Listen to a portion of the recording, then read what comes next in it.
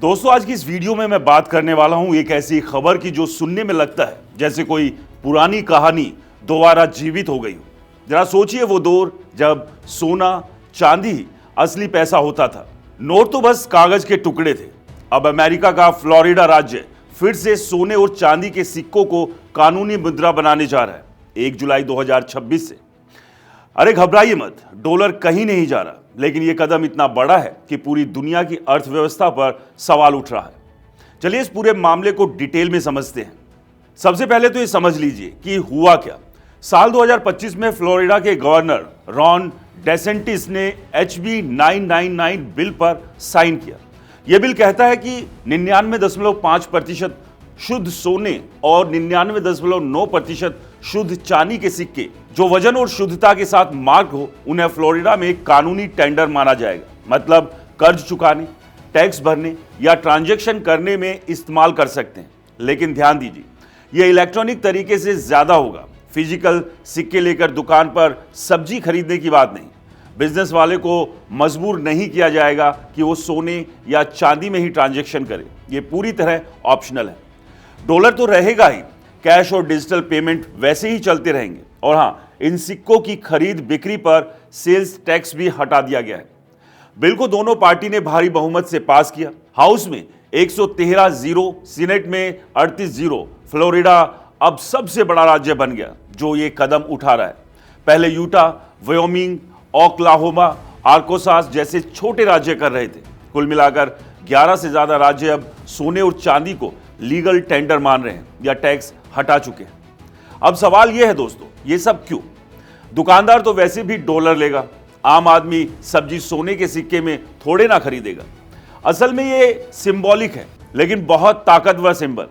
America का national date अब $37 trillion के पार पहुंच चुका है। मतलब हर अमेरिकी नागरिक पर लाखों डॉलर का कर्ज। इन्फ्लेशन भी कम नहीं हो रहा। 2025 में CPI इन्फ्लेशन 3% के आसपास घूम रहा है और एक्सपर्ट्स कह रहे हैं कि 2026 में भी 2.5 से 3% तक रहेगा।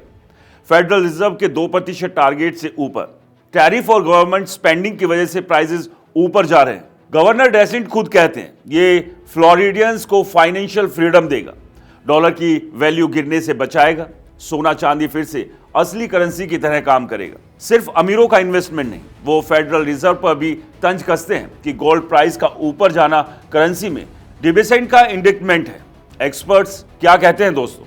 साउंड सनी डिफेंस लीग जैसे ऑर्गेनाइजेशन के लोग तो खुश हैं। वो कहते हैं कि फिएट करेंसी जो सिर्फ गवर्नमेंट के भरोसे चलती है से बचने का यह अच्छा तरीका है। प्रोफेसर विलियम ग्रीन जैसे कॉन्स्टिट्यूशनल एक्सपर्ट्स बोलते हैं कि अगर ज्यादा राज्य ये करते हैं तो फेडरल रिजर्व की मोनोपोली खत्म हो सकती है। लोग फेड नोट्स की बजाय गोल्ड सिल्वर इस्तेमाल करेंगे। हिस्ट्री बताती है कि सदियों से सोना चांदी ट्रस्टेड मनी रहा है, रोमन एम्पायर से लेकर ब्रिटिश वुड सिस्टम तक। लेकिन कुछ इकोनॉमिस्ट चेतावनी दे रहे हैं कि प्रैक्टिकली ये मुश्किल है। छोटे ट्रांजैक्शन में सोना इस्तेमाल नहीं हो सकता और फेडरल लॉ के साथ कॉन्फ्लिक्ट हो सकता है।